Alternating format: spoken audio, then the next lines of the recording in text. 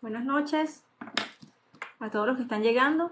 Hoy vamos a iniciar la lectura de un clásico de terror, de un nuevo libro.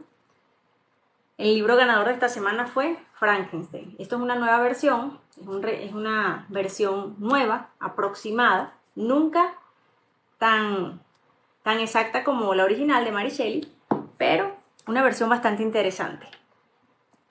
Así que bienvenidos a los que están por primera vez en mi noche de lectura. Va a ser bastante nutrida este libro. Lo vamos a terminar en 3 días. Me encantan las bebidas calientes para leer.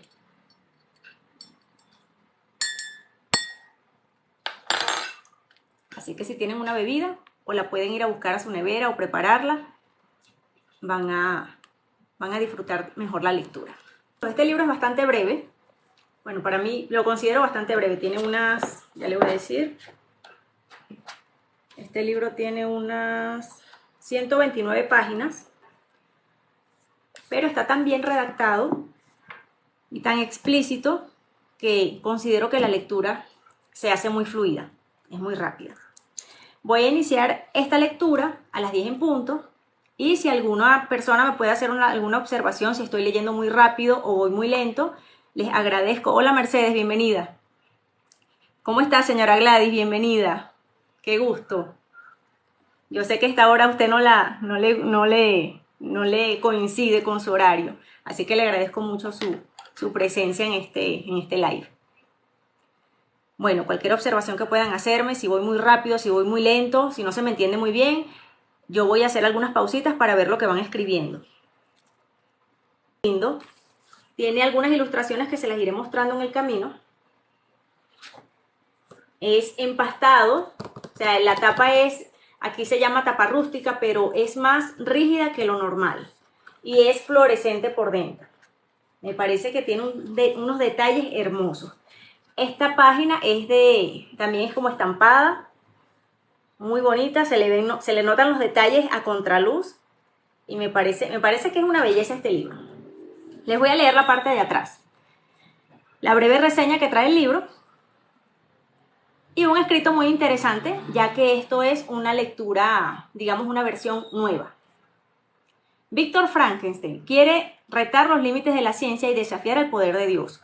Su meta es traer a la vida un ser formado a partir de partes de cadáveres. Su éxito es su condena. La criatura se enfrenta a la vida, al mundo, a la soledad y a su creador. Los clásicos de terror ya son parte de las pesadillas colectivas, y como los peores sueños mutan con el paso del tiempo, esta colección de nuevas versiones de las historias existe porque la literatura no es estática, sino que sobreviene y sobrevive al paso de los años, a la invasión de los aparatos electrónicos y al olvido, gracias a los escritores y lectores que revisitan para convertirla en algo suyo, siempre algo nuevo. Reescribir y actualizar los clásicos es algo que siempre se ha hecho. Lo hace Hollywood, lo hace la música con los covers de canciones, lo hacemos también con esta colección. Andrea Mejías en los textos y Julián Narváez en las ilustraciones. Se aproxima al relato gótico de Mary Shelley para renovar y mantener viva a su criatura. Bueno, bienvenidos a todos. Capítulo 1. Esta es una historia tan extraña que hay días en que ni yo mismo puedo creerla.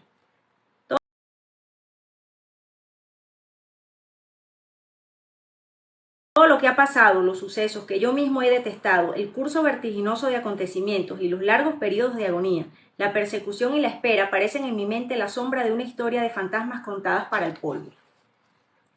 Pero es una historia real. Lo que ha ocurrido no tiene vuelta atrás. Mi corazón, ya que no vale nada, ha quedado marcado por el sufrimiento, el mío propio y el de mis seres más queridos y cercanos. Cargo también con el dolor horrible de la criatura monstruosa que me persigue en sueños, que aborrezco aunque sea mía, y que seguirá siendo mía en mis pensamientos hasta el final de mis días. Las primeras luces del día tiñen de rosado la piedra de las estatuas de los Budas, y las estupas de color ceniza cambian de color por el sol. Los monjes ya han empezado a cantar sus mantras. He venido a este monasterio, en las montañas, a buscar algo de paz, a calmar mi dolor. Las llamas de la pena me devoran, y solo entre los monjes he podido aplacarla. No escribo esta historia porque quiera contarla. Mi propio querer y mi voluntad me han destruido. Tampoco la cuento porque espere con ello descargar mi conciencia. Las palabras ya no pueden aliviarme, tampoco la confesión. Si escribo estas páginas es porque creo que se debe guardarla en una memoria humana, para que nadie quiera repetir mis errores. Yo por mi parte lo he perdido todo y no consigo empezar la vida de nuevo. Ya no puedo aprender a vivir. Hubo un tiempo en mi vida que estuve tan aislado del mundo como lo estoy ahora. Pasaba días enteros, sin decir nada a nadie. Las bandadas de gaviotas y los monos aulladores fueron mi única compañía. Había instalado mi laboratorio en la costa junto a los acantilados, donde mi familia tenía una casa que permaneció cerrada muchos años, sin nadie que se ocupara de ella. Entre telarañas y nidos de ratones instalé mis instrumentos quirúrgicos, mis tubos de ensayo y mis microscopios. También mi computadora inmensa, lenta, cargada con programas muy complejos que yo mismo había diseñado durante mis años de estudio. Puse a funcionar una nevera. Me topé con esta ilustración y quiero que lo vean. Este es el arte de Julián Narváez.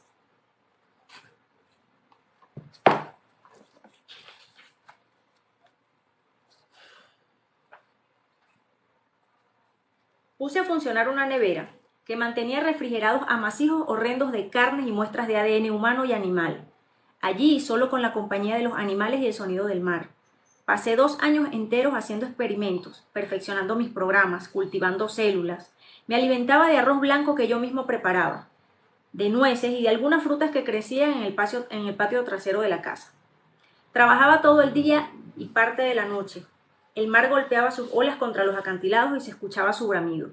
Muchas veces la primera luz de la madrugada me sorprendía en el laboratorio. Entonces me preparaba una taza de café negro y salía a ver el océano inmenso, las estrías plateadas en el agua y la última línea del horizonte borrándose contra el cielo. Solo pensaba en mi proyecto, que no le había confiado a nadie. Había olvidado todo lo demás. Me olvidaba incluso de Elizabeth durante lapsos largos de tiempo. Solo volvía a pensar en ella cuando tenía que ir al pueblo por algo que me hacía falta. Y pasaba por la oficina de correos y telégrafos para recoger los mensajes que ella me había enviado. Siempre encontraba uno o varios telegramas, sin hacer ningún reproche. Me preguntaba siempre cuándo volvería a verme. Me indagaba si avanzaba en mi investigación. Me hacía llegar mensajes de alientos con palabras dulces que ella siempre tenía en sus labios y en su corazón. Al principio sugería con delicadeza que podía venir a verme. Decía que me ayudaría con el instrumental o con los experimentos o con lo que pudiera. Después de negarme muchas veces, Elizabeth comprendió que lo que yo más necesitaba era soledad y aislamiento. En realidad, era ella la que necesitaba consuelo y compañía, porque no solo era su prometido, era también su amigo, como su hermano, y ella no tenía a nadie más. Habíamos crecido juntos y los dos sabíamos desde pequeño que terminaríamos por casarnos. Ella era huérfana, la hija única del menor de los amigos de mi papá. Cuando sus padres murieron en un horrible accidente de tránsito, mi padre la adoptó como una hija y la llevó a vivir con nosotros. En mis largos meses de ausencia, ella era su única compañía, mi dulce Elizabeth. ¿Cómo pudo ser? Los ojos se me llenan de lágrimas solo con ver tu nombre escrito sobre este papel. Yo creía que la humanidad estaba al borde de su extinción. Aún lo creo. Yo quería salvarla. Solo una mente más rápida que incorporara toda la tecnología de la inteligencia artificial, pero al mismo tiempo una mente empática y compasiva, profundamente humana, podría salvarnos. Pero esa no era mi única intención. Me animaba también el orgullo y el deseo de venganza. Quería desentrañar las técnicas de la naturaleza, los secretos de la vida y la muerte. Quería programar la vida valiéndome de mis conocimientos en genética y mis conocimientos en tecnologías informáticas de punta. Quería ser un buen humano. Crear una mente inteligente, un cuerpo que pudiera moverse por sí mismo, un ser animado. Era mi deseo, unir lo que pertenece por principio a dos órdenes separados, incomunicados, la naturaleza y la técnica. Mi criatura sería el umbral entre esos dos dominios, entre lo que el ser humano había alcanzado con su ciencia y lo que solo la naturaleza puede hacer, engendrar un árbol de un árbol, un animal de un animal, un humano de un humano. Me doy cuenta al empezar a escribir mi historia de que he empezado de manera atropellada. Trataré de poner un poco en orden mis pensamientos inquietos y contra todo Contaré todo tal como pasó. Cómo fue creciendo en mí la idea de jugar con los secretos de la vida y la muerte, y cómo terminó ese juego. Espero que la sencillez y la transparencia con la que cuente estos acontecimientos sean suficientes para que mi historia tenga cierta verosimilitud. Y anhelo que quien la lea pueda formarse un juicio a partir del horror de los sucesos. Un criterio que lo haga desistir de emprender cualquier camino similar al mío y del intento de jugar con una fuerza que es mucho más poderosa que nosotros y que no podemos controlar. Capítulo 2. Mi madre murió cuando yo tenía 15 años. Su enfermedad fue rápida y voraz. Cuando mi padre me llevó al hospital por última vez para que yo pudiera despedirme, ya era demasiado tarde. Entré en su cuarto y una sábana blanca cubría el cuerpo quieto de ella. Recuerdo sentir la mano de una enfermera sobre mí. Sobre mi hombro. Era una mano ligera y olía bien. Mi padre se cubrió el rostro con sus 2 manos. Yo no derramé ni una sola lágrima. Me di cuenta entonces de lo que significaba la muerte, y pensé que yo viviría para vengarme de esa fuerza que me había quitado mi madre, que me había herido y me había dejado huérfano. Antes de morir, mi mamá le había dicho a mi padre que no quería que la enterráramos. La cremación fue sencilla, solo estábamos Elizabeth, mi padre y yo. La puerta de metal pesado del horno crematorio se abrió, como movida por un poder invisible, y vi adentro el fuego ardiente. Las llamas que crepitaban dentro de los hornos se reflejaban en el rostro de mi padre, pero fue solo un destello, porque pocos segundos después, un sistema mecánico arrojó el ataúd al fuego y la puerta se cerró. Todo había terminado. Nadie dijo una plegaria. No había ningún sacerdote, no había ni una sola flor. Elizabeth me tomó la mano y me dijo: siempre vamos a estar juntos, Víctor. Heredé la fortuna de mi madre, así que nunca tuve que preocuparme por nada. Mi padre tenía la suya propia y administraba la mía, de tal manera que nunca nos faltó nada a mí ni a Elizabeth. Mis estudios de biología molecular y genética los combiné con estudios en sistemas computacionales, lenguajes de programación y programación genética. Fui a las mejores universidades. Elizabeth, por su parte, cuando terminó el colegio, quiso estudiar filosofía. Tenía unos años menos que yo. Su inteligencia estaba animada por una mezcla de serenidad y asombro permanente. Ella era curiosa y despierta, y leía en un mundo la profundidad. Pero en su corazón lo que más le cautivaba de ella era su forma de amar a todos los que se le acercaban. Nunca le faltaba una palabra amable en los labios. Estaba dispuesta a oír a todos, a los que llegaban, y para ella buscar un consejo, a los que llegaban a ella para buscar un consejo, o simplemente para gozar de la bondad de su presencia. A pesar de ser amorosa y dada a los demás, su naturaleza era reservada y silenciosa. Sus ojos negros brillantes siempre estaban muy despiertos. Su pelo era negro también, de un negro profundo. Nuestro noviazgo durante años fue de estudio y muy apacible. Elizabeth me daba el espacio que yo necesitaba para estudiar, pero pasábamos mucho tiempo juntos. Cuando el clima era agradable, nos sentábamos en la banca de algún parque o caminábamos bajo el ramaje de los árboles. Cuando venteaba, las hojas caían en silencio. No solíamos tener un rumbo particular en nuestros paseos. También caminábamos por las calles del centro de la ciudad, y cuando nos apetecía, entrábamos a algún sitio a tomar alguna cerveza, a comer algo sencillo también. Ella me hablaba de los filósofos que le interesaban o los que intentaban resistirse. Yo le mencioné algunas veces los autores que iba descubriendo, autores antiguos, oscuros y caídos en el olvido, alquimistas que en su tiempo fueron perseguidos por la Inquisición, como Cornelio Agripa o Paracelso. Hice lecturas que cualquiera de mis compañeros o profesores habrían considerado anticuadas, fantasías sin sentido, una pérdida de tiempo. A pesar de la curiosidad ávida de Elizabeth, esos nombres nunca le dijeron nada.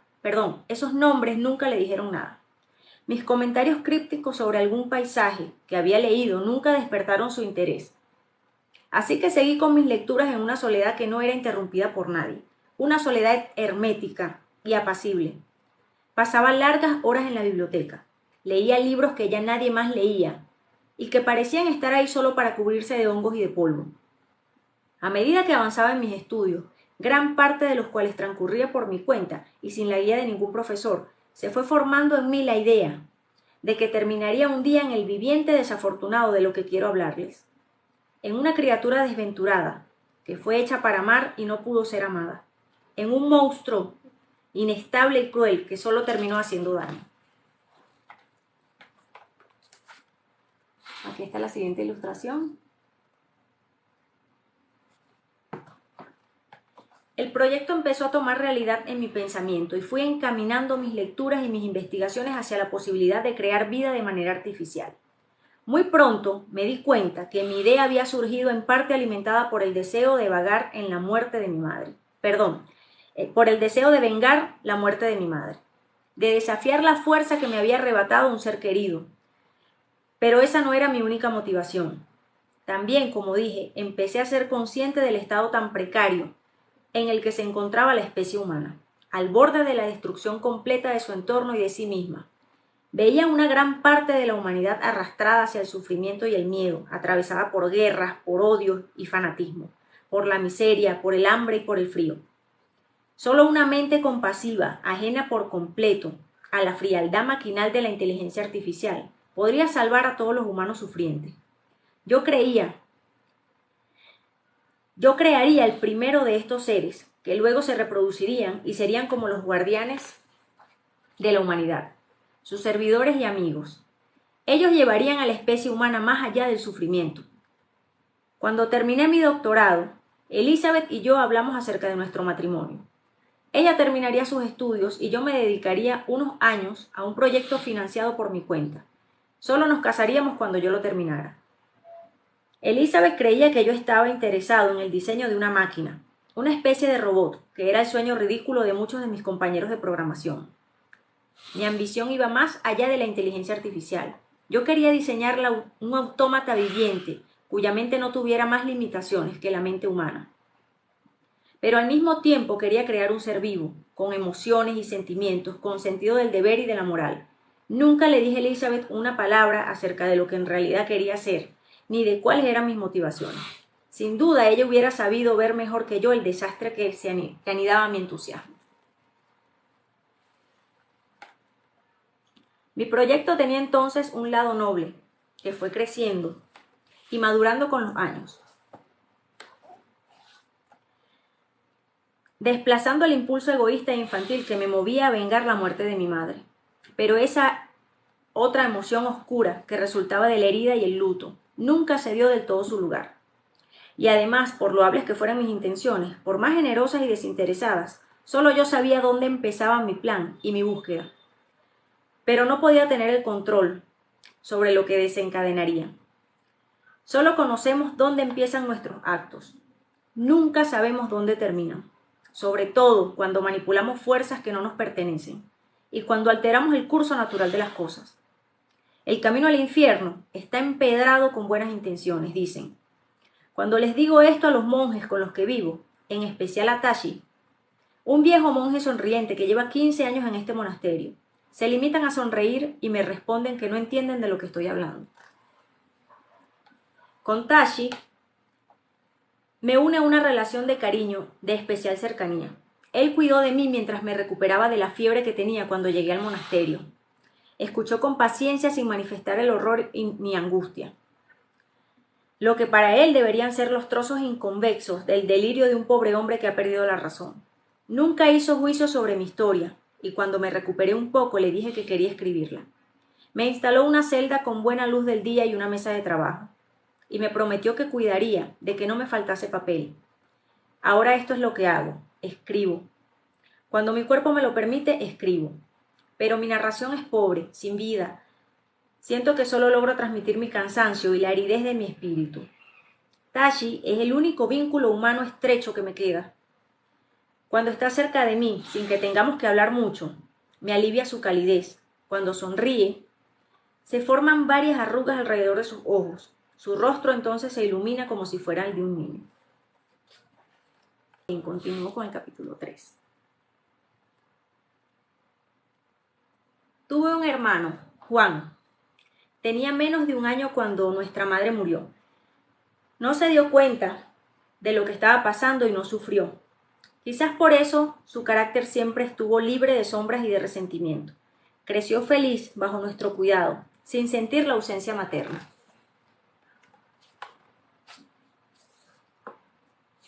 Esta ilustración es algo que pareciera fuera de contexto, pero precisamente por el arte de Julián Narváez, luego tiene relación. Juan era un niño contemplativo y tranquilo. Podía quedarse mucho tiempo mirando por la ventana, viendo cómo los pájaros trazaban líneas invisibles en el cielo. Elizabeth pasaba horas con él leyéndole libros. Él se sentaba a su lado, se quedaba quieto con sus manos pequeñas enlazadas sobre sus piernas y devoraba con los ojos las imágenes que aparecían y desaparecían en las páginas que Elizabeth iba pasando. Aprendió a hablar muy pronto, y a los 2 años nos sorprendía a todos con palabras que usaba y con sus razonamientos, simples pero reveladores de una mente muy aguda. Tenía también una especie de picardía encantadora mezclada con la inocencia más pura. Juan era nuestra alegría, pero iluminaba en especial la vida de mi padre. Tenía que procurarle los cuidados de un padre y de una madre a la vez. Lo salvó de ahogarse en la tristeza por la pérdida de su esposa, de nuestra madre querida, que sin ninguna razón, unos meses después de haber dado a luz a mi hermano, enfermó y de pronto murió. Se fue de este mundo, del único mundo existente. De repente ya no estaba. Con mis estudios comprendí que la enfermedad de mi madre estaba ya inscrita en sus genes. Los genes son como el libro del destino. En ellos se mantiene activa la fuerza irreversible y programada, algo similar a los programas computacionales que yo elaboraba. Yo creía que solo los genes eran susceptibles a mutar de manera aleatoria, por la intervención del azar, pero en eso me equivocaba. El azar también puede intervenir de manera funesta en los programas computacionales, diseñados por el ser humano. Es allí donde no hay intervención, donde todo funciona por un desenvolvimiento mecánico y ciego, programado donde puede intervenir al azar. Capítulo 4. Como ya dije, después de terminar mis estudios, me instalé en el laboratorio improvisado a orillas de los acantilados en la casa que mi padre, por pena y dolor, no había podido volverse desde la muerte de mi madre. Ahí habían pasado ellos sus años más felices, tomando el sol, respirando el aire salado que subía del mar. Cualquiera de mis colegas se habría reído de que yo llamara laboratorio ese lugar que adecué para mis investigaciones. Era un poco menos que una casa en ruinas, pero ahí, con una tecnología muy precaria para la enormidad de mi proyecto, hice posible lo que ningún científico con la más alta tecnología en sus manos había podido alcanzar. Yo espero que nunca nadie vuelva a alcanzarlo. Por eso me llevé a la tumba los secretos de mi investigación. No daré en este relato ningún detalle científico. Los innumerables cuadernos de notas que fui acumulando durante mis experiencias hace tiempo fueron devorados por el fuego. Llevaba 2 años aislado y absorto en mi trabajo. El resto del mundo había desaparecido por completo para mí. Había perdido muchísimo peso.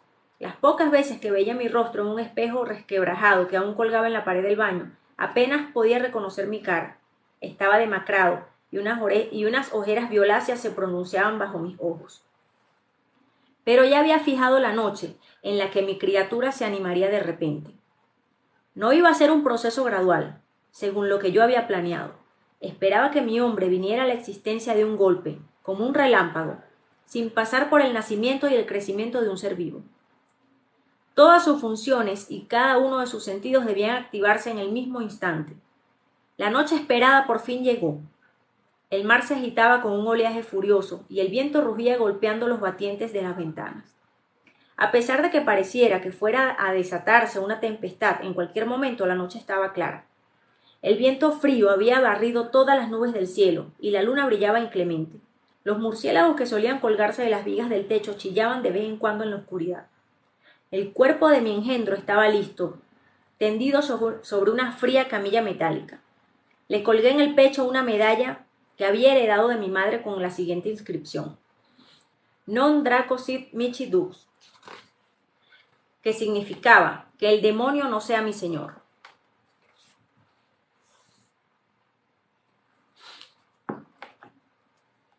La medalla desprendió un brillo frío bajo la luz de la luna. Tenía que hacer las últimas conexiones y animarlo. Con las manos temblando y lleno de espanto y de dicha a la vez lo hice. Sus ojos amarillentos y opacos se abrieron. No parecían verme ni fijarse en nada. Empezó a moverse lentamente. Sus manos nervudas y ásperas se crisparon como arañas despertando. La luz de la luna caía sobre su piel grisácea, dándole un aspecto aún más espectral. De repente se incorporó en la camilla. Era un nudo de cartílagos y estaba cubierto por vendas quirúrgicas que parecían un montón de harapos. Tenía esquirlas de huesos y venas que eran visibles a través de la piel transparente. Por sus venas corría un líquido gris azulado que también podría verse. Ese efecto fue algo inesperado. Era como si una luz lo hubiera iluminado desde adentro en el instante en que había cobrado vida. Tenía frente a mí una visión horrible, horrible incluso para mí. Que había visto y hecho un monstruo inanimado, que conocía cada palmo de su cuerpo porque yo mismo lo había fabricado. La desproporción entre sus miembros, la falta de naturalidad en sus movimientos, su mirada amarilla y ardiente, pero al mismo tiempo completamente vacía. Todo en él era terrorífico. Tan pronto lo vi, supe que ese engendro no podría amar ni ser amado, que era un ser maldito, que solo iba a traer sufrimiento a esta tierra. No pude soportar más la visión del esperpento que había salido de mi mente y de mis manos. Salí corriendo hacia el mar, con un ataque de ansiedad que me cortaba la respiración. Pasé toda la noche acurrucado, temblando al borde de los acantilados. Por fin llegó el amanecer, lluvioso y gris. Dejé que las gotas me cayeran sobre la frente y se resbalaran por mi rostro. A esa hora el cielo solía estar salpicado por bandadas de pájaros que lo surcaban en todas las direcciones, pero esa madrugada no se veía ningún pájaro. El cielo parecía una inmensa lápida gris que absorbía la luz del día. Mi estado emocional era deplorable. Estaba agitado, nervioso. Un sudor helado me cubría el cuerpo. No me atrevía a volver al laboratorio.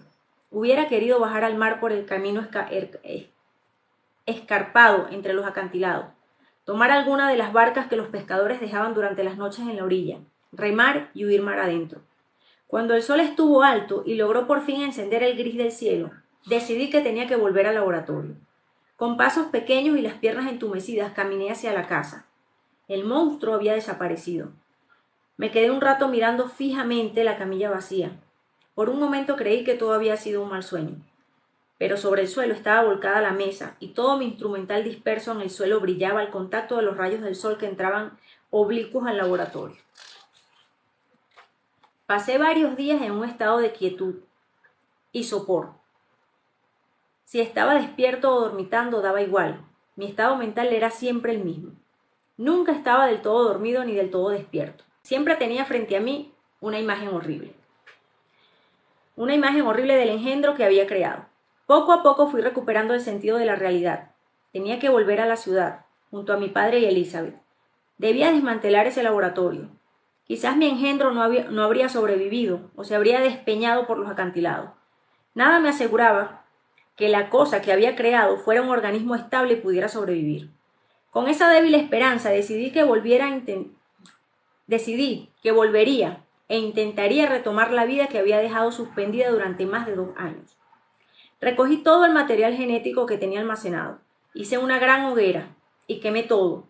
Todas mis notas, mis tubos de ensayo, mis pipetas. Cuando arrojé al fuego la masa informe de carne y piel, los baldes llenos todavía de órganos humanos y animales. Un olor a carne chamuscada se elevó en el aire y un humo negro cubrió el cielo y me nubló los ojos. Di una vuelta alrededor de la casa, que me había servido de refugio durante un tiempo. No reconocí ese lugar como algo propio. Era como si acabara de llegar, como si estuviera siguiendo los rastros de un extraño. Fui al pueblo para hacerle llegar un telegrama a Elizabeth y a mi padre, que decía así: abandono mis investigaciones, regreso del todo. Eso se lo dicté al telégrafo.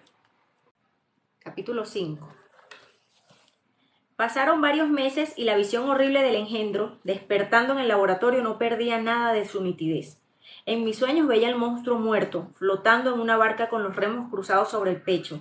La barca se dirigía hacia las regiones polares, y allí entre los hielos flotantes él despertaba de pronto. Abría sus ojos amarillos, tomaba los remos y volvía remando hacia el mundo habitado. Había algo espantosamente maquinal en su forma de remar. Su barca avanzaba a velocidad sobrenatural, casi flotando sobre el agua, como devorando el espacio. El demonio resucitaba una y otra vez, remaba hasta los mares cálidos, incansable sin sentir hambre ni cansancio, y reptaba como una especie de mono deforme por los acantilados hasta el laboratorio en el que había sido creado. Era un sueño horrible que se repetía noche tras noche, invariable. Yo abría los ojos en la oscuridad, presa del terror helado, y deseaba estar en cualquier lugar fuera de mi mente. Todavía inmerso en la lógica difusa de los sueños, comprendía que el monstruo no moriría nunca, que la semilla programada de la vida que había depositado en él volvería a despertar una y otra vez. La preocupación de Elizabeth y de mi padre aumentaba con los días, porque veían que mi estado de nerviosismo y abatimiento no era nada normal ni pasajero, sino que ya se trataba de una condición permanente. Un psiquiatra amigo de mi padre me recomendó reposo absoluto.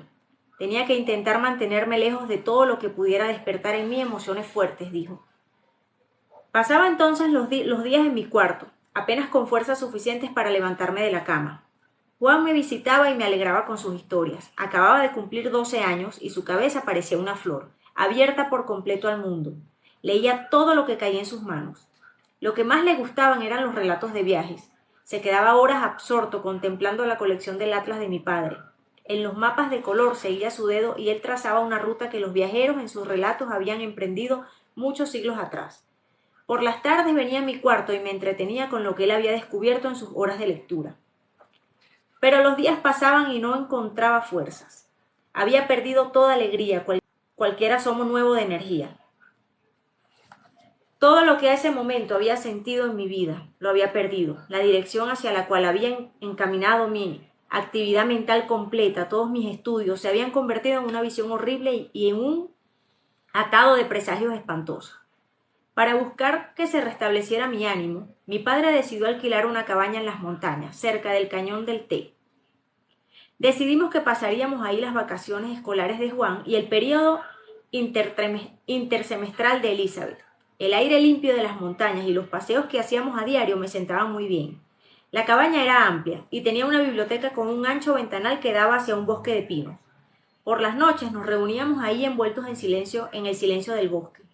Mi padre encendía el fuego y Elizabeth leía algo en voz alta para todos.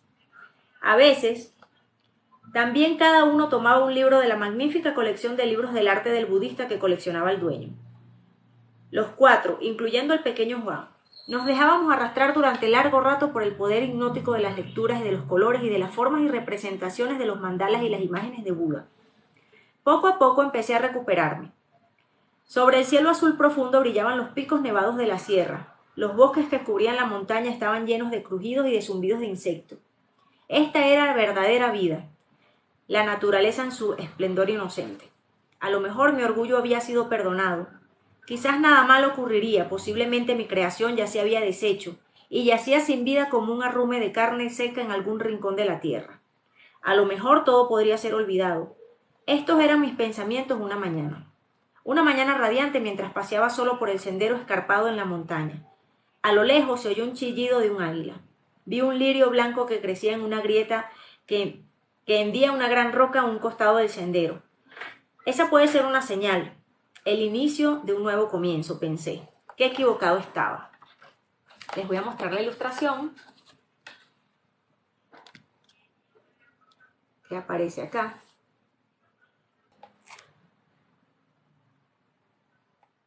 Cuando llegué de mi paseo, sacudí las botas llenas de polvo contra el marco de la puerta antes de entrar en la casa. Entonces llegaron a mí los sollozos de mi padre. Di unos pasos hacia adentro y lo encontré con sus manos en el rostro, como recordaba haberlo visto una sola vez en mi vida. Juan, acertó a decir entre sollozos, señalando la biblioteca. Empujé con horror la puerta de la biblioteca y vi a Elizabeth acurrucada en el suelo junto a un cuerpo tendido. Era el de Juan. Ella lloraba en silencio mientras acariciaba la frente de mi hermano. Parecía dormido, pero no lo estaba. El rigor de la muerte se había apoderado de su cuerpo. En el cuello llevaba una marca negra y sobre su pecho quieto reposaba la medalla que yo había colgado alrededor del cuello grueso y nervudo del cuerpo que había animado en el laboratorio de los acantilados. Tomé la medalla entre mis dedos con espanto. Non draco sit mihi dux. Que el demonio no sea mi señor.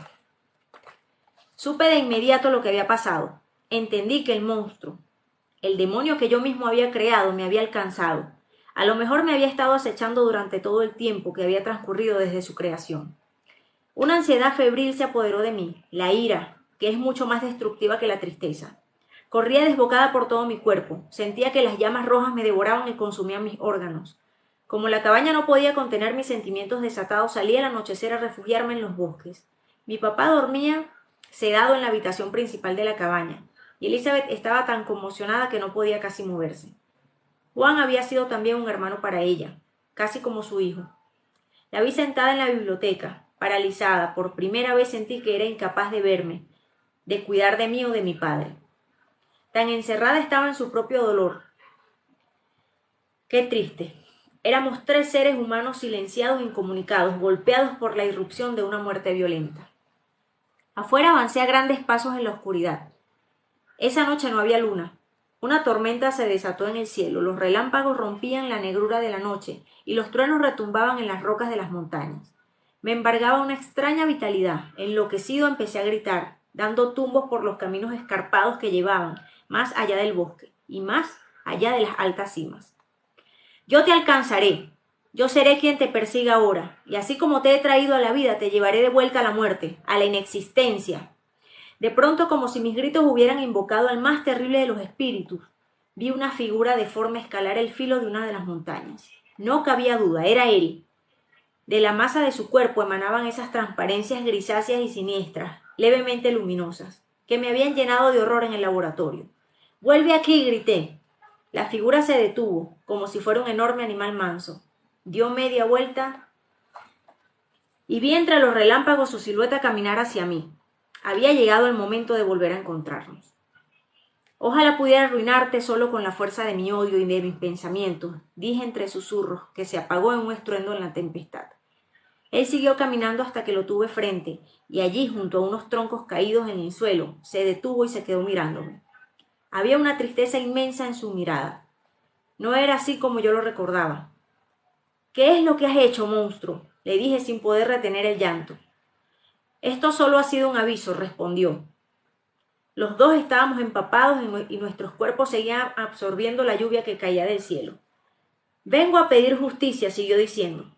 «Tú me has traído a la existencia, me has arrojado a la desdicha y a la soledad más atroz. Debes pagar mi dolor con el tuyo, y vengo a pedirte algo que restablecerá la justicia y el equilibrio que tú mismo has roto.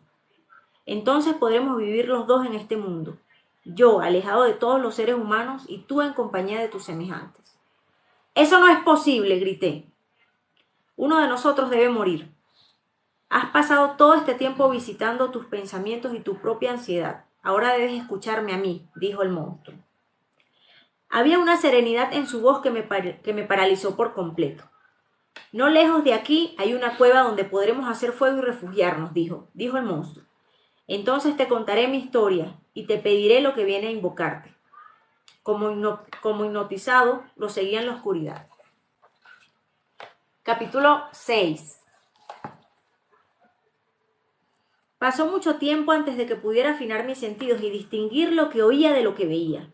Las formas, los colores, los sonidos. Al principio era como si me estuviera bañando en un mar de sensaciones hormigueantes, indiscernibles: ojo, nariz, oído, piel y lengua.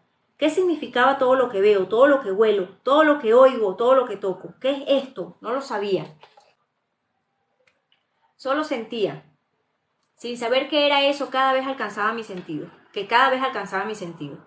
La amargura de las raíces de las que me alimentaba, el resplandor de la luna, el canto de los pájaros en la madrugada. Poco a poco fui distinguiendo las cosas que estaban fuera de mí y las impresiones que ellas dejaban en mi mente. Mi oído y mi vista se hicieron extraordinariamente agudos con los días. Podía oír los pasos de un animal sigiloso en el bosque. Ahora mismo puedo ver desde acá cuando estalla un relámpago o cada una de las diminutas flores que cubren el valle a lo lejos. Ya estábamos en la cueva a la que él me había conducido. Al llegar, había reunido unos troncos secos y había encendido el fuego. El resplandor naranja de la fogata caldeaba toda la cueva. Afuera seguían oyéndose los truenos. Él, eso o lo que fuera que tuviera al frente, siguió con su relato. Dice el monstruo: «Estuve cerca de los humanos, pero siempre escondido, siempre acechándolos sin que pudieran verme. Vivía maravillado con sus prácticas, con sus herramientas, pero por sobre todo con sus palabras. Me has creado con una sorprendente capacidad de mímesis. Todo lo que veo puedo repetirlo, imitarlo, y al imitarlo puedo aprender a hacerlo de manera inmediata. Además, he conseguido potenciar los datos sensoriales más pobres para crear conocimientos nuevos, nuevos pensamientos y nuevos discursos. No tardé mucho en comprender el sentido de cada una de las palabras que oía. También aprendí por imitación las emociones humanas, la tristeza, el amor, la alegría. Podía vivir como los humanos, sentir y hablar como ellos, pero no podía vivir con ellos. Un instinto de prudencia me decía que no debía mostrarme ni aparecer ante ustedes. Mi memoria había registrado la expresión de tu rostro la noche que me creaste, y supe lo que significaba. Yo era algo monstruoso, que no era humano, que no debía ser visto, que infundía terror, repugnancia y miedo. A medida que crecía mi asombro y mi amor por las cosas humanas, aumentaba un sentimiento de desprecio hacia mí mismo por no poder participar de ellas. Empecé a darme cuenta de lo vasta que era mi soledad, y de la vida que me esperaba en ese desamparo. Entonces, como una hiedra venenosa, empezó a crecer en mí una desesperación inabarcable. Con la desesperación aparecieron el resentimiento y la envidia, y con ellos un rencor muy profundo hacia ti, por haberme creado, y hacia todos los humanos a los que les atribuí el mismo rechazo tuyo y todo el horror ante mi existencia. Un día estaba caminando por cerca de un lago. Solía recorrer los caminos y las ciudades solo en las noches, cuando la oscuridad me cubría y me ponía a salvo de la mirada de los humanos. Pero estaba atravesando unos pasajes muy desiertos y llevaba varios días sin cruzarme con nadie. Pensé entonces que podía andar tranquilo bajo la luz del sol. De repente, al bordear la orilla del lago, vi a una niña que estaba en el agua. Sus brazos se agitaban, chapoteaban y ella luchaba por mantenerse a flote. Sin pensarlo, me lancé al agua para rescatarla. La enlacé entre mis brazos y nadé con ella de vuelta hacia la orilla. Allí la tendí en el suelo y me arrodillé a su lado y le acaricié la frente. La niña abrió los ojos y justo en ese momento sentí un golpe en la espalda. Como el golpe no había sido tan fuerte para derribarme, me di la vuelta y vi a un hombre agitando una estaca en el aire. Hacía unas muecas horribles y me gritaba que me alejara de la niña y se agachaba para recoger piedras que me seguía arrojando. La niña empezó a gritar y yo desconcertado me alejé de ese lugar. Hubiera podido acabar con ese hombre que no tenía fuerza suficiente para hacerme el menor daño, pero estaba tan aturdido que solo quería volver al refugio en esa oscuridad. La herida que me dejó ese encuentro fue mucho más profunda que la herida física. La agresión había sido la respuesta a mi gesto espontáneo que había salvado una vida humana. Supe que siempre sería así. El amor que podía llegar a sentir por alguno de ustedes siempre sería pagado con desprecio, con violencia y con odio. Jamás tendría la oportunidad para expresar mi bondad y mi ternura. Yo estaba condenado. Las palabras del autómata producían un efecto muy poderoso en mí. Estaba en presencia de una mente asombrosa. Diálogo de Víctor. En una mente que yo mismo con mi inteligencia finita había creado. Su relato me apaciguaba, sentía compasión y este era un bálsamo para mi ira y mi dolor. ¿Cómo había podido todo salir tan mal? Un sentido de la responsabilidad hacia mi criatura surgió de repente en mi interior. No podía dejarlo en la soledad a la que lo había condenado, esa soledad que era parte de mi obra. Pero la imagen de mi hermano, de su cuerpo caído en el suelo, de la biblioteca, el frío inerte, y que solo hacía algunas horas había alcanzado a la orilla de la muerte, se anteponía a estos sentimientos que eran nuevos para mí. Volví a ver la horrible marca negra en el cuello de Juan. Había quedado ahí como una huella de la asfixia que él había sentido y de la fuerza que el monstruo había ejercido sobre él. Entonces, como una avalancha por unos instantes reprimida, volvió a surgir en mí el odio y las ganas irrefrenables de destruir esa cosa. Eso que tenía al frente no era más que una máquina de matar, que actuaba justificándose a sí misma con palabras y simulacros de emociones.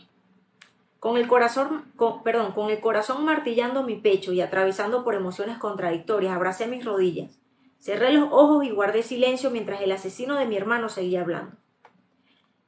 Dice el monstruo. Quise morir.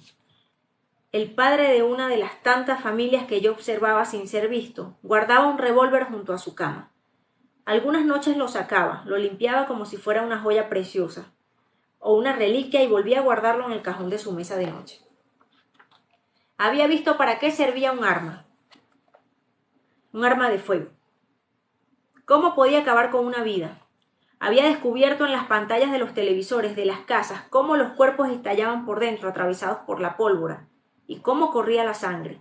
Después venía la quietud del cuerpo y yo ansiaba esa quietud. Un día en el que no había nadie en esa casa, forcé la puerta trasera, subí las escaleras y entré en el cuarto donde sabía que estaba guardado el revólver. Nunca había estado en el interior de una casa humana. Solo las había espiado desde afuera, desde la oscuridad de la calle vacía o desde la sombra de los jardines. En el cuarto, sobre la mesa, con un espejo, había un peine. Lo tomé entre mis manos y me lo llevé a los labios. Temblando de emoción por esa cercanía íntima con un objeto humano, pero eso solo aumentaba mi desamparo y mi desesperación. El peine se resbaló entre mis manos, cayó al suelo y di unos pasos hacia la mesa. Abrí el cajón y allí estaba el revólver. Lo tomé y abandoné el cuarto. Salí de la casa y me dirigí a la espesura del bosque. Allí, en medio de las sombras de los árboles que se proyectaban en el suelo por la luz de la luna, cerré los dientes con fuerza y apreté el gatillo. Solo se oyó un clic y después un gran silencio. Al parecer el hombre no tenía cargado su revólver, y sentí que una sonrisa estúpida aparecía en mis labios, como una señal involuntaria de alivio, pero inmediatamente después empecé a sollozar hasta que me quedé dormido, acurrucado bajo los árboles. Tuve sueños contigo, siempre el mismo sueño repetido. Volvías al laboratorio a buscarme y yo estaba ahí, esperando por ti. Nos encontrábamos y me arropabas y me decías que todo iba a estar bien, que me llevarías a vivir contigo. Yo me abrazaba a ti, me despertaba siempre con lágrimas en los ojos. Después de un tiempo decidí que te buscaría. No fue difícil dar contigo. Estuve observando a tu padre, a Elizabeth y a Juan, tan cerca de ellos como si fuera su propia sombra. Les muestro la ilustración siguiente. Les había comentado que las ilustraciones de Julián Narváez son algo bastante lúgubres. Al oír que mencionaba el nombre de los míos y que había estado tan cerca de ellos, un temblor me recorrió el cuerpo y los músculos de mi cara se contrajeron en una tensión dolorosa. No quise decirle que yo también había soñado muchas noches con él. No quise alimentar esa relación fantasmal que nos había unido. Pero eso era lo que había pasado desde su creación. Yo había estado sin descanso en su mente y él en la mía, como si fuéramos dos mellizos tenebrosos, dos hermanos enemigos y unidos por un lazo maldito. Habíamos quedado atados, después del instante fugaz en que nos habíamos enfrentado por primera vez cara a cara en el laboratorio. Dice el monstruo: ahora acabo de matar a un ser humano frágil e indefenso. Sé lo que eso significa. Cuando tuve su cuerpo entre mis manos, lo olí. Ya sabía que estaba muerto. Su olor había cambiado. Estuve oliéndolo un rato como si yo fuera un animal salvaje que había perdido a su cría. Uno de los leños encendidos en ese momento produjo un chasquido que me sobresaltó. En tus manos está revertir la segunda naturaleza que ha ido creciendo en mí a causa del resentimiento y del sentimiento del rechazo. Puedo volver a mi verdadera naturaleza, a ese estado de mis primeros meses de existencia, en el que solo estaba movido por el asombro ante la belleza de todo lo humano. La soledad absoluta de ese veneno del que tienes que curarme. ¿Qué es lo que quieres?, le pregunté, deseando ya acabar con todo esto. Lo igual va con lo igual, dijo el monstruo, con una voz que de repente era ridículamente dulce. Las aves del cielo vuelan juntas en las bandadas. Los ciervos en la tierra andan en manada. La paloma está con la paloma. Los tigrillos del bosque van con los tigrillos. Cada humano encuentra un semejante. Y la flor está con la flor. Este fuego va con el fuego y el trueno con el trueno ardiente. Yo también debo tenerme igual, estar con mi semejante y que éste me reconozca. Debes crear un ser igual a mí. Tardé un momento en asimilar el sentido de sus palabras. Debió haber leído la incertidumbre en mi rostro porque siguió explicándose. Debes hacer otro como yo, con los secretos que ya conoces y la técnica que ya dominas. Trabajarás en una compañera para mí, y cuando tu obra esté lista vendré por ella a buscarla. Nos iremos a las regiones desérticas o a las extensas planicies cubiertas por hielo. Allí pasaremos nuestros días en compañía mutua, separados de cualquier ser humano. No le haremos daño a nadie. Tampoco ayudaremos a tus semejantes. Nos mantendremos marginados, sin intervenir en el destino de la humanidad, como dos fantasmas errando en el exilio. Pero seremos dos. ¿Cómo puedes pedirme algo así?, dice Víctor. ¿Qué imágenes absurdas se te han formado en tu mente? ¿Cómo voy a crear un ser igual a ti, que se pierda en la autoconmiseración y en el mismo deseo de venganza que ahora te anima? ¿Cómo voy a hacer otro ser que sufra lo que tú has sufrido? Abandona ahora mismo esa idea y renuncia a tu propia existencia por ti mismo y por el bien de la humanidad. Él dejó escapar una sonrisa amarga. Ya es muy tarde para eso, dijo. Estoy atrapado en la conciencia de mí mismo, la misma que tú has creado. Amo la vida, y aunque sea una sucesión de angustias y una cadena de deseos insatisfechos, estoy aferrado a mi existencia y la defenderé como pueda. Enlazó sus manos y las llevó a su pecho. Además, ya he intentado disolver mi propio cuerpo en la nada. Después de que intentara darme la muerte con ese revólver, vinieron otros momentos de angustia inexpresable. Varias veces intenté acabar con mi vida por los medios más violentos, pero fue en vano. Me has hecho invulnerable a todo daño físico. Acabas de asesinar a mi hermano, le dije, fuera de sí mismo. Lo que pasó no es más que responsabilidad tuya. La tormenta que se había desatado en mi interior me hizo girar en medio de un torbellino de rabia ciega. ¿Cómo te atreves a decir eso? ¿Cómo puedes limpiarte de toda culpa y de toda responsabilidad? Cargarme a mí con el peso de tus actos, con las consecuencias de tu rencor y de tu maldad. Todos mis actos tienen una causa que los antecede, y la causa de mi existencia no está en mí, está afuera, y me señaló con el gesto de su mano arrugada. La piel de su mano, como la de todo su cuerpo, dejaba al descubierto un entramado de músculos y arterias. Este puede ser solo el comienzo de una larga cadena de dolor, siguió diciendo, a menos que tú quieras ponerle fin. El fuego se había apagado y solo quedaban las brasas ardientes que teñían su cara de rojo. De pronto su espalda se dobló y su rostro quedó anclado en el suelo. Parecía que todo su peso, el peso de su cuerpo, fuera a derrumbarse detrás de esa mirada. Te lo suplico. Debes compadecerte de mí. Eres tú quien me ha arrojado a este mundo. Devuélveme entonces a la nada, a la que pertenezco, si es que para eso alcanzan tus poderes, le pidió el monstruo. Al decir eso, sus huesos pesados cayeron blandamente al suelo, como si se hubiera desmayado. El monstruo empezó a llorar. Parecían lloriqueos de un niño. Con los labios entrecerrados le murmuré que trabajaría para crear su compañera. Algo había cedido en mí, me había convencido. Le pedí que mientras tanto permaneciera alejado de los míos y de cualquier otro ser viviente. Un espasmo visible recorrió su cuerpo. Te lo prometo, dijo. Pero prométeme tú que crearás una como yo, una compañera para mí. Te lo prometo, respondí con un gruñido. Salí de la cueva y me alejé en la noche, dejando atrás sus sollozos que estaban cargados de una mezcla de alivio y profunda aflicción. Capítulo 7. Iniciando. Después de la muerte de Juan, pasaron muchos días sin que encontrara el valor para retomar mi trabajo. Pasé semanas enteras en cama, sedado por tranquilizantes que tomaba, buscando apagar cualquier destello de conciencia. Al cabo de unos meses me puse de pie. Sentí como si tuviera que seguir las órdenes de alguien, como si me hubiese transformado en un esclavo que solo se mueve orientado por la voluntad de su amo. Me había convertido en el instrumento de mi criatura. Yo era su creador, pero él era mi dueño. Ahora yo era el autómata y debía realizar la voluntad del otro. La muerte de Juan nos había cambiado a todos, pero había transformado de manera más profunda a Elizabeth. Su carácter abierto se cerró por completo. Parecía haber envejecido muchos años. Con todo, decidimos que nos casaríamos, que rendiríamos un homenaje a Juan al intentar sobreponernos de su muerte. Procuraríamos buscar la felicidad. De alguna manera, sin decir nada, mi padre nos dio a entender que solo viviría para ver nuestra unión, y después de eso se dejaría morir. La pérdida de su hijo volvió a despertar el dolor por la muerte de mi madre, como si los dos duelos se hubieran sobrepuesto en uno solo. Una noche después de comer, Elizabeth y yo estábamos sentados en silencio, enfundados en la penumbra fría de la sala de nuestra casa. La cabeza de Elizabeth descansaba sobre mi hombro, mientras mi mente inquieta vagaba en un pensamiento a otro. Todos mis pensamientos gritaban y giraban en torno a un único centro, a él, la criatura, la promesa que le había hecho, el modo en que había cedido a su petición, el tiempo largo que yo había pasado en absoluta quietud sin adelantar en nada de esta tarea pendiente. Elizabeth, amor mío, dije de pronto. Ella se removió con suavidad como si se hubiera quedado dormitando.